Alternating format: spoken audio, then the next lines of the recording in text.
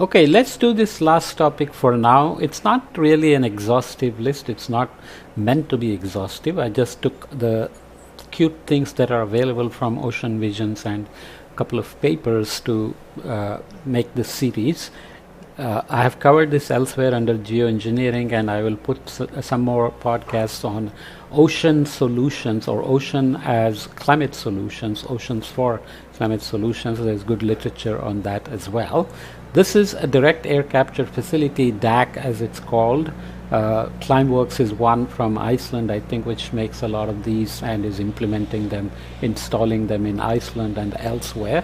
And you have other approaches as well, like artificial trees. But here you are flowing air through the DAC facility to extract CO2, precipitate it out somehow, and releasing CO2 depleted air. Of course, the question is CO2 is increasing, but it's still a trace gas, 0.04% concentration. So you will have to flow through a lot of air to extract the CO2 that's in such small concentrations, and the process has to be very efficient as well. Nonetheless, you capture that CO2 and then you sequester somewhere. You can do agricultural production as well as part of the CO2 depleted air, or you can there are ways in which you can also enhance carbon sinks in agricultural land, regenerative agriculture, agroforestry, and so on. But the idea here is just to show them that you have activities where you can take out the CO2 and plant waste, biomass, instead of burning it, for example, as happens in northwest India, which at this time of the year creates massive pollution problems. But also there are ideas on leaving the waste, bio waste, on land so that it can be adding carbon and other nutrients back to the soil. But usually you want to plow the field, clean it up before you have the next crop. People do cover crops. Nonetheless, all that biomass, plant waste, can be taken and sunk. How do you exactly do it? How much it costs? Life cycle analysis, everything matters. But deep sea sinking of seaweed and terrestrial biomass is also possible, as we talked about in the ideas that we looked at before.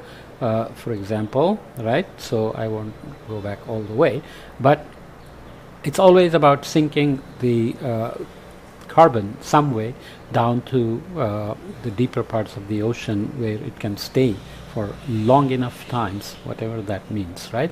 So injection of CO2 from the direct air capture facility, transport the CO2 that's captured to the middle of the ocean, and you inject the CO2 into seafloor for storage, or you put it deeper into the seabed for storage. So deep ocean should provide plenty of space, plenty of cold, high pressure, dark regions where CO2 can be pumped and put away for a long time,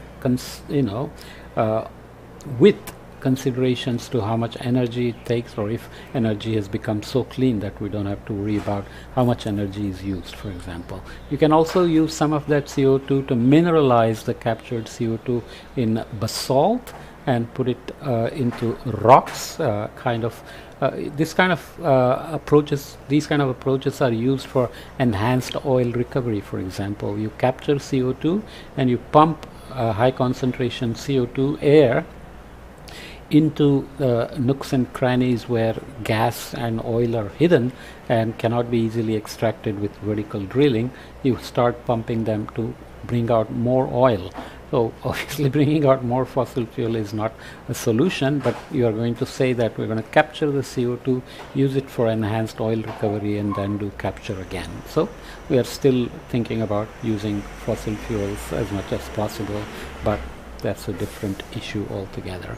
Okay, so remember that on land you have abandoned oil fields, salt mines, and so on, which are also considered as geologic storage places for CO2. But here we are specifically looking at deep sea storage. I've discussed the other topics of CO2 storage in the geoengineering course that you can go back and look at. Okay, so let me conclude this series for now, and we'll come back and look at other topics, but also